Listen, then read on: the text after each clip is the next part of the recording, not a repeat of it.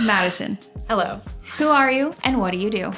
My name is Madison Iseman. I am an actress, and I'm here with you guys today. The Rainmaker, your newest show on USA and Peacock. What drew you to Sarah Plankmore? Ooh, I think what drew me to Sarah Plankmore, I think she's everything I would aspire to be. She is sort of like my alter ego in a way. She's extremely smart. She went to law school. I didn't even go to school. She's literally everything that I would love to be. And so I think when I got introduced to her for the first time and reading through the first couple of scripts, I knew it was something that I wanted to tap into. And actually through the whole experience, I feel like I learned so much about myself and what I could do through learning about her. So the whole thing was actually very therapeutic. But Sarah's awesome. She's way cooler than me. Your character can remember the first line of every book she reads. What's the most random first line of a script you remember? Oh my gosh. I don't even think I know, but no, I don't think that's so crazy. I don't have that skill. I do not possess the same skill that Sarah has. Though I will say ever since we started working on the show, I read a lot of books, so I pay attention to the first lines now all of the time. But as far as a script goes, I really don't know. The closest thing I could think of would be when we did the first Jumanji. This is totally off. I don't even know what I'm talking about at this point. But during the first read through, I remember it was like all the kids starting in the script, and then it jumps into, when we go into the game, and it's The Rock, Kevin Hart, Jack Black, and that was the most terrifying experience because I just remember during the read through, like praying I wouldn't be fired because we had to speak first in front of these legends. I don't know if that counts as the same thing, but that's definitely like the first chunk of a script that I think I will never forget because I was praying for my life that someone would laugh at my jokes for the first time. And I didn't get fired, so it was great. Finder, grinder, or minder? Which one do you think your character is? Ooh. It's so bad. I know this scene, but this was a rewrite on the day, and I think I kind of blacked it out. I'm trying to think what exactly John Slattery says in that moment. What does he say? He says, Minders was the best one. That's all I remember. So I'd like to think Sarah is definitely a minder. Don't tell this to my showrunner. I do pay attention during my job. I think she's all of them. I think she's got it all. She's awesome and she's a great lawyer. She's definitely a minder, I think. Which one are you? I think I don't know. I don't know. To be honest, I don't know. I'm just trying to I'm day by day. That's all I can do right now. So Madison is I'm a bit of a grinder. I work hard, I put my head down, and I just want to live a good, easy life. That's it. Has any scene made you nervous to film? All of them. This whole show, I almost feel like I had to retrain myself when I tapped into everything that we did. I'm not a lawyer, if you didn't know. And we had to pretend like we were all extremely smart lawyers who excelled in law school, and I had to learn a lot of big words that I did not know how to say. I think every day I was terrified I was going to say a word wrong. But also it's just like there's a melody that comes to a courtroom and these types of shows when you're in a scene and you have to pretend like you know what you're talking about. So the whole thing was terrifying. I'll never forget though, my first day I stepped into the well in the courtroom. I told everybody I was extremely nervous, and I remember I had I'm working with all of these men that I think they're all like 6'2", everyone's tall. I think, except John Slattery, I think he was the shorty. But I'm tiny, I'm like 5'1", so they'd put me in these giant stilettos, and I like stood up from the table for the first time, And I walked into the well and like my legs were just shaking. I remember being like, guys, like I think I need some different heels. I don't know if these heels are working out for me. And my showrunner was like, it's not the heels, I promise. Just relax. And I was like, okay. But I did it for the first time. And it was very close to theater because you're talking in front of like a jury and like about 150 different extras. And you just kind of like fall into it. And I called my mom after and I was like, I should have gone to law school. Like, this was so much fun. So who knows, maybe my next adventure will be law school, but that might be hard because I don't even have a degree. Annabelle Comes Home. I know what you did. Switch. Annabelle Comes Home. I know what you did last summer and Witchboard. You're a scary movie queen. How different was it prepping for the role of a lawyer? It was so different. I think my favorite thing about horror, I mean, I grew up on it. Some of my favorite films of all time are horror films. And what I try to explain to people is like, whenever I jump into that genre again, it's kind of like coming home to an old friend. I know her so well. It is hard work in its own way, where usually we're working extremely late nights, or we're covered in blood, or we're screaming and you're losing your voice. It's a different type of labor, which I think as a creative, I've just always loved diving into, where playing a lawyer, it's just a whole different type of labor. It's the research, it's a lot of studying, a lot of preparation. You very much have to know your lines, you have to know how to say the words you're gonna say and what they mean, which please don't ask me any questions. They're both intense in their own ways, but the preparation was very, very, very different. Any pre or post filming rituals to get rid of bad juju? I've had some weird things happen over the years. I'm a very open person, which is a great thing, but also at the same time, I think it keeps, I don't know, I think if you're open to anything, then like things can kind of like follow you home at the same time. I've had some weird experiences where like lights wouldn't turn on, like when I got back to my house, or some weird things that happened. So as far as like, I really probably should have a ritual. I kind of just let it happen. It probably explains lots of things in my life. Annabelle or Chucky? Who are you taking on? Annie all the way. I love Chucky, but Annie's my girl. She's also terrifying. Also, did Matt Rife just buy the Annabelle doll? Did I make that up in my head? Which is crazy. There is a real Annabelle doll who's very different from the ones in the movies, but you actually can go see her. I don't think there's a real life Chucky doll. I could be wrong, but Annabelle. Any advice you have for Matt Rife when it comes to Annabelle? No. Why would you do that? No, absolutely not. And am I making that up? I'm not making that up. Okay. Yeah, that's a crazy thing to do. There's enough stories out there of like why you should stay away from Annabelle. But I think people don't like to be told what to do. So even if I had advice for him, he probably wouldn't listen to it. You starred in Goosebumps 2, Haunted Halloween. What was your favorite Goosebumps book growing up? You know, it's funny. I actually never jumped into the R.L. Stine world when I was younger, which is insane for me because I think I would have loved those books growing up.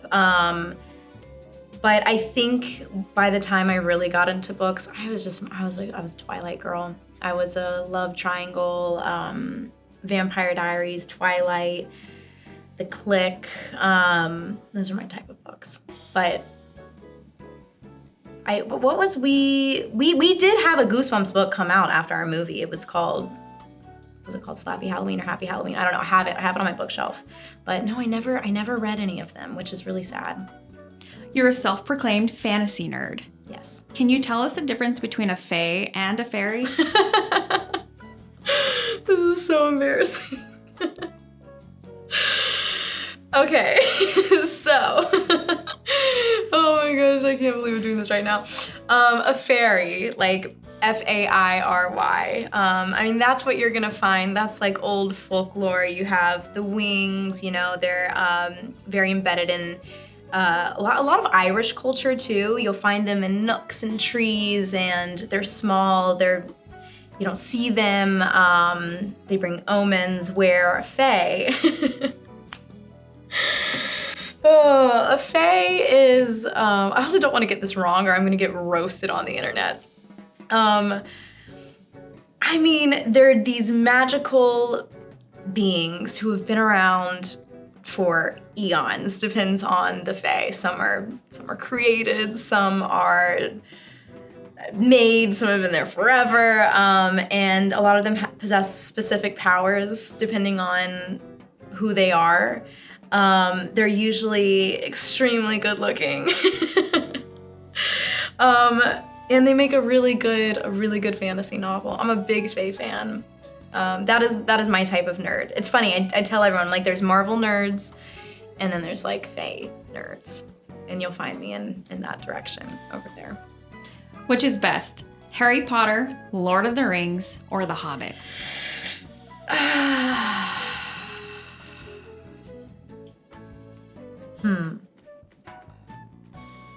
This is a mean question. And I have so many thoughts right now that I'm going to keep to myself because of the climate of the world. But I will end with this. They have shaped the fantasy world for all of us now, especially the ones who grew up reading all of them. And I can gladly say that I am who I am because of all three. Which board? Ever played with a Ouija board in real life? I have had opportunities, but to be honest, they scare me. So I don't really touch them. Like I said, I think I believe in good, and if you believe in good, you have to somewhat believe in the bad. And, you know, like, why mess with it is kind of my thought. Like, why would you openly invite something into your life that's potentially gonna hurt you? I think we could all ask ourselves that question a lot. I mean, no, I've never really messed with one, but I've been around them plenty of times. If you could ask a Ouija board one question with no consequences, what would you ask? What would I ask?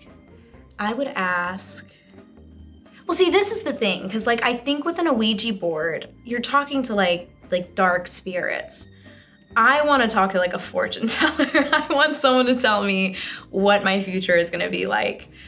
Which, if that's the case, I should go find probably, like, a medium or get my tarot cards read. I don't think a demon is going to tell me anything I want to know. I don't know what I would ask. I would ask if someone was in the room with us, and then I probably wouldn't sleep for, like, 4 weeks straight. What scares you the most in life? Oh my God. Everything. How deep do we want to go? I think life is scary. Listen, I am in a place in my life where I don't know what my future looks like. So I think there's something very exciting and freeing about that, but it's also terrifying at the same time. But I'm in a place where I'm trying to embrace the scary and the uncomfort. So, I don't know. I think the things that are the scariest are, like, the most exciting. Other than that, it's needles. That's my short answer. What food do you secretly hate but pretend to like? I'm an open book. I don't pretend to like anything. I hate seafood. I hate fish. I think they smell bad, and I would never pretend to like seafood. I have tried to eat a couple different things, and I have friends who are always trying to convince me that there is good seafood out there, and I do believe them, but I eat it and I want to throw it up. I don't like it. As far as I just don't pretend. I'm an honest person. You can clearly ask me anything and I will answer. What's scarier, horror movies or real life haunted houses? They're different. Very different.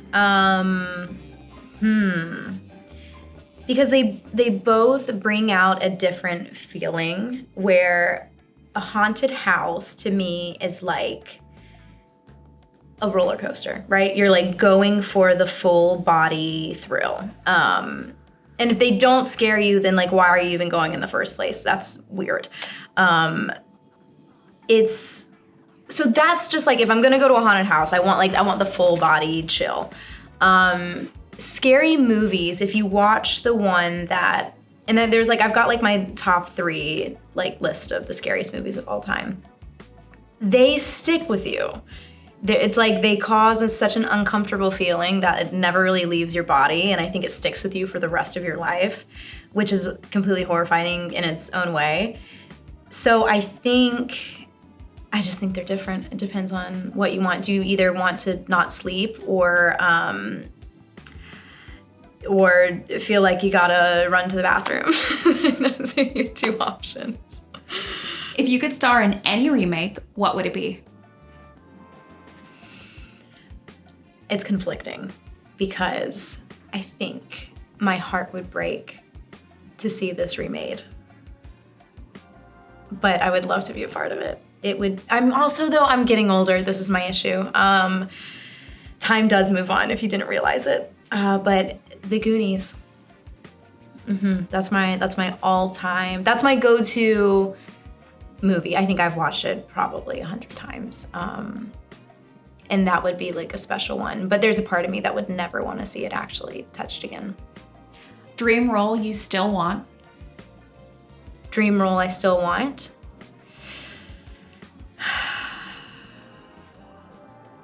I feel so exposed right now. I think this has to do with my love for reading, my love for fantasy.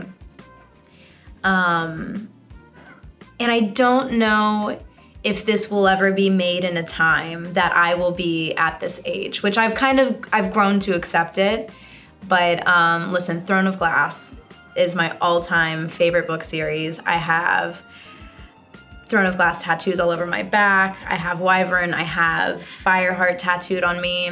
Aelin Galthinius would be like the all-time. I also feel like I can't even say that out loud because then that was like a deep-rooted dream of mine that I've just kind of accepted will probably never happen, but like maybe in a different lifetime where these books would get made into something sooner than later, but truthfully, they'll probably get made by the time I'm like 45. I don't think anyone wants to see a 45-year-old Aelin Galthinius, so it's okay. I'll live in my head there. What's the craziest interaction you've ever had with a fan? There was one time, and this actually happens to me more than anything. I think, I don't know if it's because I've done lots of different roles, but I don't think I look the same in person than I do on camera. I don't know what it is about the camera, maybe what it does to my face, but often I get, oh my God, you look just like blah, blah, blah. And I have 2 options at that point. I can either awkwardly say, oh yeah, it's me, or awkwardly say, oh my God, thank you so much. I never really know what to do in those situations. But there was one time I was at a Chipotle in Ohio, deep cut, and ordering a Chipotle bowl, and the guy making my bowl was like, oh my God, you look just like Bethany from Jumanji. And I was like, okay, like what do I want to say? And I was like, yeah, like it's me. And then the other guy working behind, he just goes, no. And I was like, okay.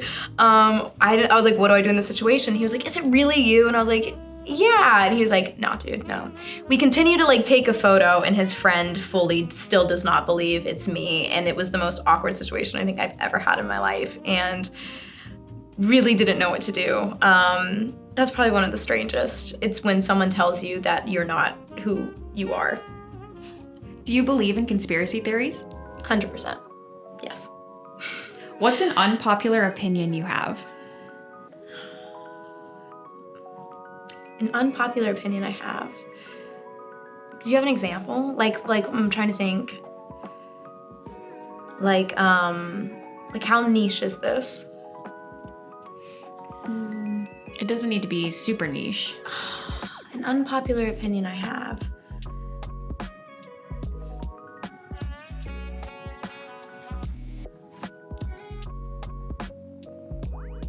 gosh, I don't even know what one would be. I feel like all of my opinions are popular. I don't know. I feel like maybe I just don't talk about my opinions enough, but like I feel like no one's really ever told me that's like not a popular opinion.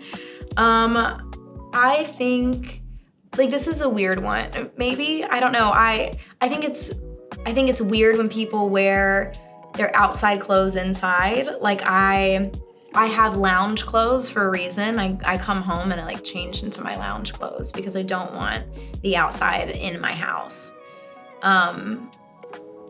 Is that unpopular or is that common? I see, that's the thing, I don't really know. That's a big one. That's probably it. Who on set would you call first if you needed a real lawyer? If I needed a real lawyer, I would probably call Milo Callahan because he went to Cambridge and he is very smart. And I think he's probably the only one on our set who actually knew what we were saying. Or maybe I called Lana. Lana, at least, like, she's a tough cookie. Like, I would want her in my corner. She's a badass. I would not call PJ Byrne. I love you, though. If you had to pitch the Rainmaker in 3 words, what would they be? The Rainmaker in 3 words, I would say it's thrilling. I would say it's sexy. It's pretty sexy, but not like too sexy, like the right amount of sexy. And third one's always a tricky one. I would say fun, which is such a broad term, but it really is. It's a good time. Like I think we do a good balance of our legal drama, murder thriller with, I mean, we make you laugh at the same time too. Our comedy's so good. And that's literally all thanks to PJ Byrne. He has all the comedic bits in our whole show. That was way more than 3 words. That was like a monologue. I'm so sorry. Did playing a lawyer make you better at winning arguments in real life? I think so. I think playing a lawyer made me better at everything. I feel like I know how to stand up for myself now. I feel like I know how to take up space. I have so much more confidence than I had, I think, before I jumped into the Rainmaker. It really was like one of the best experiences I think I've had on a job. As far as I had no choice but to step up and do the best work that I could because it was hard. I mean, everyone else was doing such a good job. I had to meet everybody there, and I mean, I learned so much. I still am always going to be that person. If you start a fight with me, I'll probably cry, but we're working on that.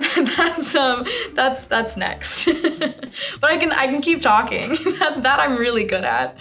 Why should fans tune into The Rainmaker on USA and Peacock? I think they should tune into The Rainmaker. I think there's so many things to love. I think, listen, it's John Grisham. There's a reason why he's one of the world's best sellers and he's sold billions of copies of his books. The story's compelling. It's really well done. The acting is incredible. The story's extremely compelling. I think it brings back, and I've seen a lot of people say this too, like the same feeling of like when Suits first came around. It's got like a bit of a nostalgic feel of a legal drama that I think we've been missing for years.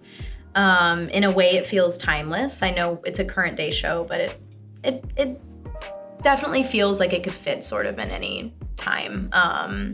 It's really good, and we all really like it, which is, I think, is rare to work on a show that you actually can stand by and be very proud of. So if that doesn't sell it, I don't know what else to tell you. You should watch it, it's really good. What's your rating of The Sit? My rating is a 10 out of 10. This was a great time. That wasn't scary at all.